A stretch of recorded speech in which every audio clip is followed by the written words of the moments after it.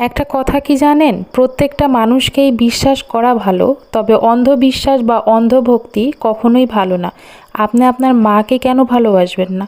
অবশ্যই ভালোবাসবেন, কিন্তু পরের ঘর থেকে যে মেয়েটাকে নিয়ে এসেছেন, যে মেয়েটা তার পুরো পরিবার ছেড়ে চলে এসেছে আপনার কাছে, তাকেও কিন্তু আপনার যথেষ্ট পরিমাণ সম্মান, আদর, যত্ন দিতে হবে। আপনার জীবনে মিশে থাকা এই দুইটা মেয়ে মানুষকে আপনার বোঝাতে হবে যে তাদের দুইজনের ভালোবাসা দুই রকম।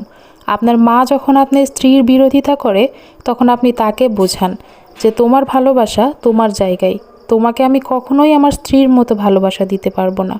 আর আপনার স্ত্রী যদি কখনো আপনার মায়ের বিরোধিতা করে, তাকে বোঝান যে সে আপনাকে জন্ম দিয়েছে, তাকে আপনার ভালোবাসতে হবে, কারণ তার পায়ের নিচে আপনার বেহেশত। মাকে অতিরিক্ত ভালোবাসতে গিয়ে বা তাকে অন্ধবিশ্বাস করে কখনোই স্ত্রীকে কষ্ট দিয়েন না, বা স্ত্রীকে অতিরিক্ত ভালোবেসে অন্ধবিশ্বাস করে মাকে কষ্ট দিয়েন না, কারণ আপনার জীবনের সাথে মিশে থাকা এই দুটি নারীর অবদান অনেক বেশি।